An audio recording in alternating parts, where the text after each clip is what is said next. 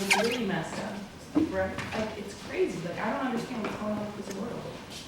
How would you wanna, I mean, how did this happen, that somebody wants to shoot an 8-year-old child?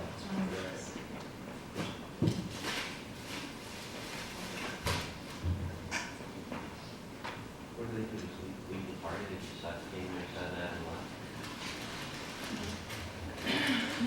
Yeah, I think they had to call the police, because obviously it went to trial, so I don't know like the full backstory, I would just look into it and this morning, but check it out. Just put, the guy's name is Jose Torres. That's the one of the people who was, that were tried, say, convicted. For it, that's only one person. Right? That's what I was thinking. That's the reason why. That's the reason why I remember this. Because I was like, but go ahead and look at it, look at the picture, right? Why are you gonna be named Jose Torres and pull up? Well, if you look at them, they look like, if you look at the costume. I was like, I don't know. But that's his name, Jose Torres.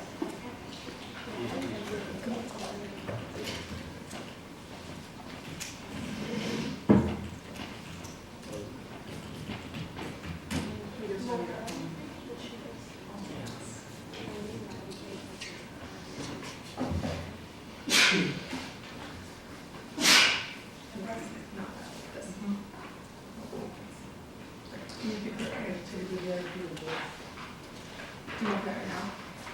Do you have your other sheet? Is there one more? Oh, first, do you have it? Did you put it? Here, I have it. Can I give it to you? No.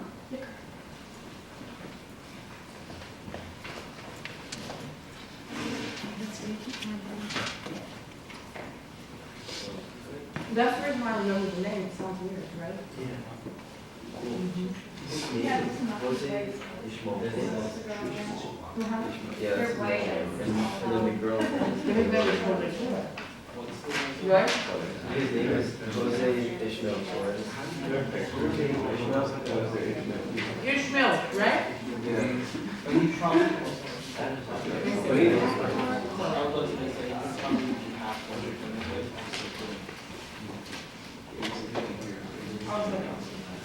Spain. That's what I was thinking. If he's from Spain.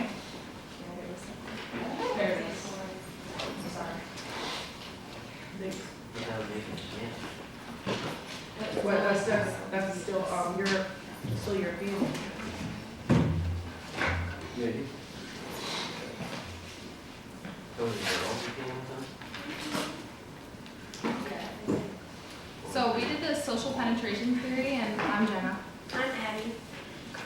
So this theory like deals with interpersonal relationships and their like how we disclose within them and how they evolve through that. When we're dealing with interpersonal relationships, we're becoming more intimate, so we do that through self-disclosure. And disclosure is the information that we reveal about ourselves. And that can lead us to be more vulnerable as a person. So this was discovered by Irwin Allen and Douglas Taylor, and they disclose this information through breadth and depth. So breadth is the information that's being volunteered, and the depth is the information, and the depth is the information that we volunteered to. So we can define our relationship as casual, intimate through this, and intimacy is settled or studied through verbal, nonverbal, and environmental behavior. So some important terms to know are breadth, which is messages which may include details about oneself that are not apparent, although they're considered impersonal. So that basically means like if you talk about a variety of topics with someone, they know your favorite food, your favorite color, a whole long list of things, but maybe not about like why it's your favorite food, which would be more depth, which is messages which may include details about oneself that are not apparent, although they are considered personal. And then trajectory is a relationship's pathway of closeness, often preset by the environment, the nature of the relationship, who the individuals are. So the social penetration model is begins with the casual relationship, which is more breadth over depth, so you're getting to know a lot about each other, but maybe not on a really personal level. So, how are you today? Okay, how are you? And then it becomes more intimate, which is more depth before breadth. So that's when you would start to tell someone how you're actually doing, what's happening in your personal life, things that are bothering you. And then highly intimate relationships is when the breadth and depth are equal. And so, this would be more like you are interacting with each other and you help each other. And if you're having an issue, the person wants to help you and knows about how they can help you specifically because you are so close. So in like casual relationships, like going back to that, maybe you have one with like, say like your classmate asks you like, how are you doing today? You're gonna say like good, but they don't really know how you're doing. But say you go to your best friend and you're like, how are you doing? And maybe you had an awful day and you explain to them. Or then it's your boyfriend or girlfriend and you're like, oh, I had an awful day, and they give you back like affection and it's intimacy. And that's how you through that. So disclosing information, we express it through 4 things. So cliches is like we're not really revealing much, but what is kind of obvious. So you're just being like socially active with another person. And then we do it through facts. They're not known to others unless we are willing to express them. So that's another level of disclosure. And then opinions is what we like value about ourselves besides hard facts. So say someone's like, well, how do you feel about Donald Trump? Oh, I don't like him. Well, why don't you like him? And then you list all those reasons. And then feelings are like, say you're talking about something, you're showing emotion. Like you're really like, you're telling them, like you're disclosing more information than saying, oh, I just don't like him. Stuff like that. So the onion analogy, this is like my favorite part of the theory because I think it explains it the most. So say you have an onion and the first layer is apparent to you. So here it is, like everyone sees it, like it's obvious information. So it's superficial, and then as you peel it, then you're getting more intimate. So the next layer is intimate, and then it's personal, and then core information. So as we're peeling these layers, we're getting more intimate with someone. We're letting them know more about ourselves. We're showing them what's not apparent. And this happens throughout relationships that we feel are valued with someone. So the more you disclose, the more intimate you go. So relational costs and rewards is basically the idea that a relational cost would be behaviors that stimulate negative feelings. So my mom always says like a withdrawal from the relationship's bank account. So then if, so for example, if I tell Bob who's overly emotional when we discuss a relationship, he may be upset and become less attached. And then rewards is relational events or behaviors that stimulate satisfaction. So that would be something like, with my mom, like if I was honest with her about something happening, she'd be like, I'm glad you're honest with me, like our trust is increasing, like that was a deposit in the bank account. And then, so for example, if I tell Emily that she's supportive of me, then she will feel as though she's being a good partner or friend, and it's a reward. And then the reward cost ratio is the balance between positive and negative relationship experiences.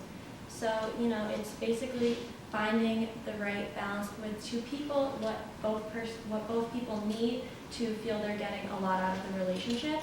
And you need to find a good balance to have good relationships with people. Another good way to explain it is, did any of you like come here with a long distance relationship from high school? No? Are you still in it? No. Okay, so when you come from high school, you're like, wow, like I've been with this, maybe it hasn't been that long, but you know a lot about them, and like even though you're far away, you still value who they are as a person, so you try it, most people. And even though it doesn't work, well, maybe some people do make it work and they say, wow, yeah, he might be far away, but like he's my best friend, or like I really want to keep that relationship, I think there's a future in it. So it's just like, yeah, he's far away, which is the cost, but the reward is, you love them. So. Okay, so this is gonna be kind of awkward, but can you guys just get a partner and try and answer these questions with them and see how that goes? Okay.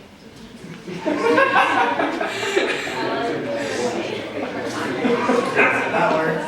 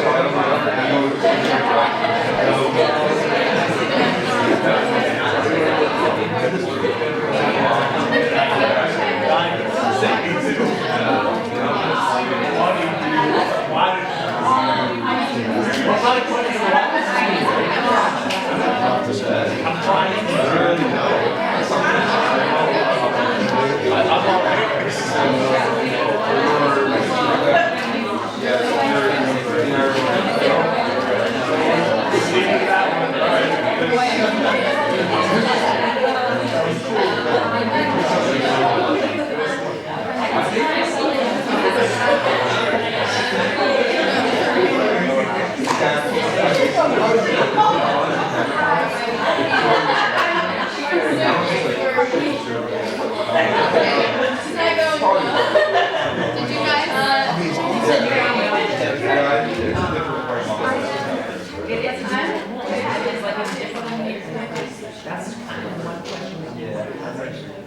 okay, so, you see how those questions like layer? So, imagine an onion and say like, oh, your favorite food, like who cares what your favorite food is, right? Yeah. What you do for fun. Then are you in a relationship? Kind of like, why are you asking me that question? Like, oh, I guess, I don't know, maybe not. And then the Republican or Democrat thing, I hate discussing political views, so whenever someone asks me that, I'm like, can you just not do that? I don't know. And then, how much money do your parents make?